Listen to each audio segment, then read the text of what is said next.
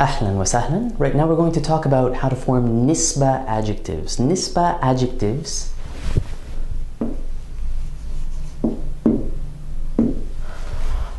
are adjectives that are formed by adding ya shadda or ya shadda plus a ta marbuta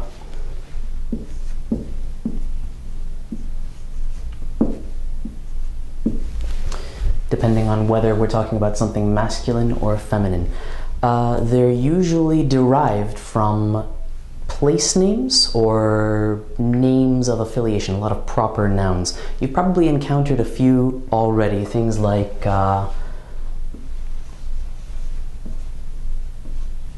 qahwa, Arabiya, where we have that ya ta marbuta, Arab coffee or Arabic coffee, or maybe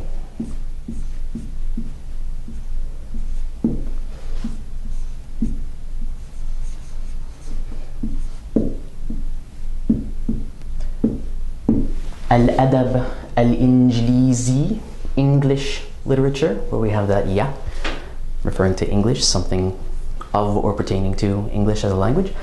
So right now we're going to talk about how we derive these forms. What we do is we take a name, again usually a proper noun of place or affiliation.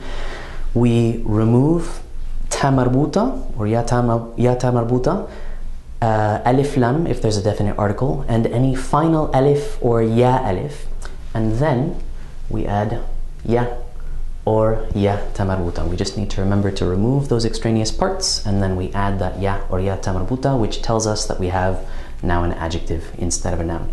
So, for example, if we take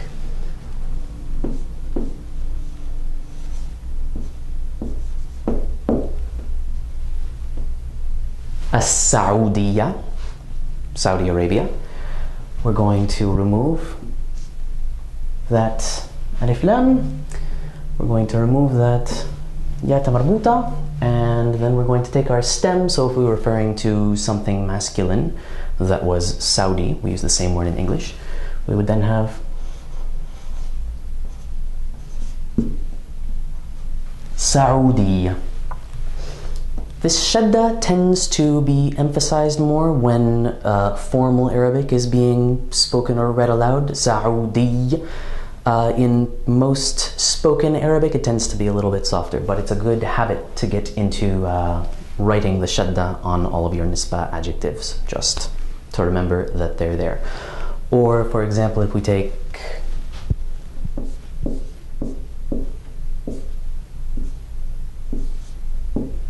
Al-Urdun, Jordan, we're going to go through our steps. What do we need to remove? We have an alif lam, so we're going to remove that. So if we wanted to talk about a Jordanian woman, for example, we would say Urduniya,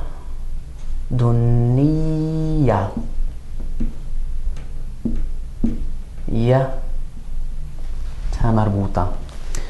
Or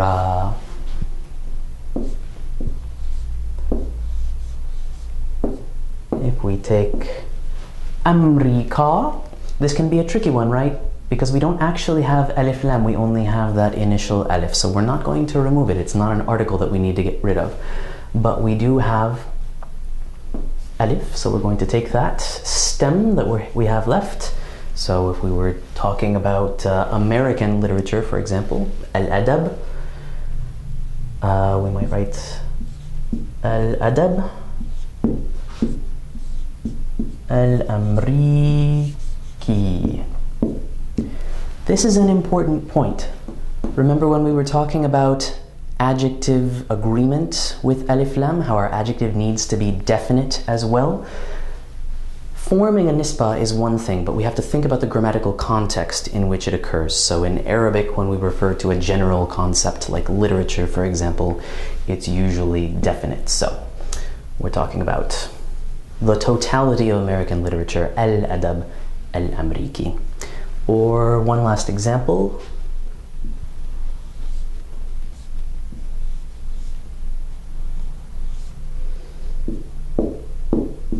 Mauritania. Here we have to remember that we're going to remove final alif if it's there, or final ya alif if it's there. So we're left with this stem.